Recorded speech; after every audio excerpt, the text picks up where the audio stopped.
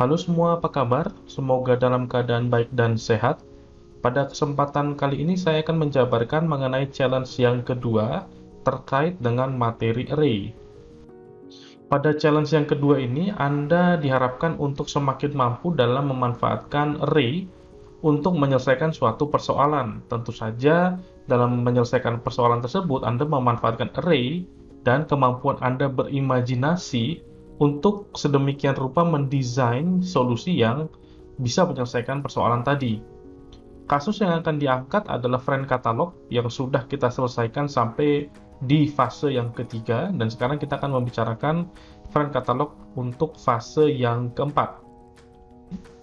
Pada challenge yang kedua ini, Anda diminta untuk yang pertama bersama dengan pair Anda, terlebih dahulu mendiskusikan mengenai kasus yang akan dibahas. Lalu Anda create sebuah discussion, Anda bikin pakai Zoom misalnya, lalu Anda rekam. Nah, pada diskusi tersebut, saya mengharapkan Anda terlebih dahulu untuk merancang solusinya seperti apa. Jadi, tidak langsung mengerjakan ke Flowgorithm, rancang dulu. Nah, setelah itu, nanti Anda akan upload video discussion-nya. Linknya akan menjadi bagian dari laporan Anda. Selanjutnya adalah Anda create solusinya dalam Flowgorithm, dan Anda silakan untuk submit melalui GitHub Classroom dengan invitation yang sudah disediakan. Nah, untuk invitation silakan menggunakan akun dari mahasiswa dengan NIM yang lebih kecil. Jadi kalau ada sepasang kan Anda bekerja berdua-dua ya, pair ya. Nah, maka kita menggunakan NIM yang lebih kecil. Jadi sebagai contoh nih, misalnya ada pair antara si Gabriela dengan Hana misalnya. Nah, Gabriela itu NIM-nya 18, sementara Hana itu NIM-nya di belakangnya buntutnya adalah 44. Maka kita akan gunakan akun Gabriela, bukan akun ya, tapi repositori Gabriela untuk menilai. Jadi silakan Anda bekerja bersama-sama pada repositori milik Gabriela. Ini contohnya Gabriela sama si Hana ya. Jadi kita pakai yang ini, contohnya saja. Jadi gunakan NIM yang lebih kecil. Nah, kemudian setelah selesai, silakan Anda presentasikan pekerjaan Anda, lalu Anda upload hasil presentasinya ke YouTube, dan nanti linknya juga menjadi bagian dari laporan Anda. Jadi pada submission akan ada 2 link video. Berikut ini adalah kasus yang akan Anda kerjakan pada challenge yang kedua. Jadi balik lagi ke Ucok ya, Ucok itu pengen lebih advance lagi solusi yang dia miliki. Maka dia berharap atau dia merencanakan untuk mengembangkan fitur baru.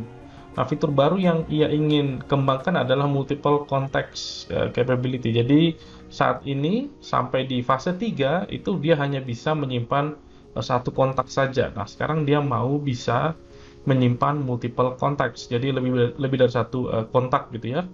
Nah, solusi yang dikembangkan harus mengincorporate array, jadi menggunakan array sebagai bagian dari solusinya. Nah, batasan yang diberikan untuk saat ini kita batasi saja jumlah dari konteks yang bisa disimpan. Jadi jumlah kontak yang disimpan maksimal adalah 5, jadi tidak boleh lebih dari 5. Kemudian kita akan coba lihat salah satu strategi atau pendekatan atau imajinasi solusi yang tentu saja belum diimplementasikan, masih bentuknya imajinasi. Nah, Anda bisa perhatikan di sini kita meng-create beberapa array, lalu array ini kita gunakan untuk menyimpan data-data yang dimasukkan dari user untuk untuk setiap kontak ya, untuk setiap informasi kontak yang dimasukkan. Nah, di sini setiap satu array itu hanya akan menampung satu jenis atribut saja. Jadi misalnya di sini kita punya array namanya array name misalnya gitu ya. Nah, array name, kemudian karena tadi sudah disebutkan bahwa jumlah maksimum dari konteksnya adalah 5, ya nanti bisa banyak, cuman kita batasi dulu 5. Jadi untuk array name itu akan memiliki 5 buah elemen ya, 5 buah elemen, dan elemen karena 5 elemennya maka indeksnya mulai dari 0 sampai 4. Demikian juga untuk name, study program, GitHub username dan lain sebagainya, itu semuanya 5 ya, 5 elemen. Nah, berbeda dengan phone number. Nah, karena phone number ini satu orang boleh ya, satu orang boleh atau satu kontak boleh memiliki maksimum 3 buah nomor telepon ya, maka jumlah elemen array-nya bukan 5 tapi 5 dikali 3, karena jumlah maksimumnya adalah 3 nomor telepon per kontak ya.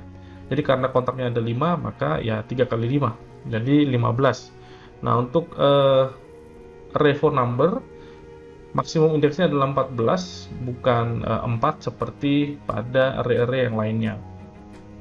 Nah, di sini yang perlu diperhatikan adalah idenya adalah satu array itu hanya menyimpan satu macam atribut saja. Sebagai contoh, untuk array name ya hanya menyimpan name saja. Untuk name ya cuma menyimpan name saja, dia tidak menyimpan yang lain. Demikian juga seterusnya sampai nomor telepon, itu semua nomor telepon semua. Jadi tidak menyimpan yang lain. Oke.